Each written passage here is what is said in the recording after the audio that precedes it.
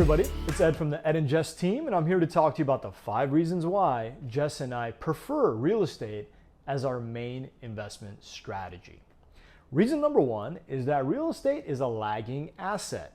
And so what that means is that real estate reacts to the overall economy after other asset classes do.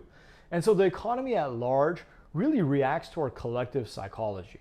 And so sometimes asset classes like stocks, currency, commodities, and even crypto can react to just rumors alone. Real estate, fortunately, doesn't really function that way. And so if you understand the relationship between different statistics and how other asset classes move and real estate, it could give you a leg up because you can almost predict what's going to happen in the real estate market. Reason number 2 is tax incentives. Now, we're not CPAs, I'll readily admit that, but we do have an understanding of the basic benefits when it comes to real estate and taxes. One of those benefits is that you can write off the depreciation of your property. Another benefit is when it comes down to selling your property, you can actually defer the taxes you would owe on your capital gains if you're purchasing another property by doing what's called a 1031 exchange. Reason number 3 is passive income. We love passive income. If you buy the right type of real estate and for the right reasons, you can actually gain monthly passive income on that property. In addition to that, as you gradually pay down the loan on that property, you're going to increase your overall equity on that property.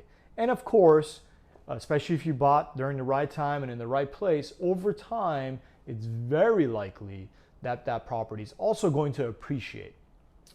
Reason number 4 is that you can leverage it. I mean, let's think about this real quick. How many assets can you actually get a loan to go purchase that asset? I can't think of very many, actually. Real estate is that rare exception. Typically speaking, as an investor, you would be putting about 20% down on that investment property that you're looking to purchase. So that means you have 5 times more purchasing power than you have dollars in your bank account. Let me give you an example. So if you have $50,000 in your savings account and you put 20% down, you can qualify potentially for up to a $250,000 property.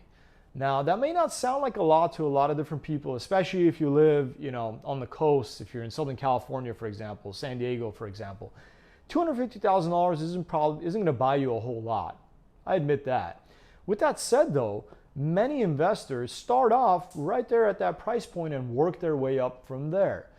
And so don't be discouraged if your budget is $250,000. There's plenty of opportunities for you to capitalize on while you scale up over time.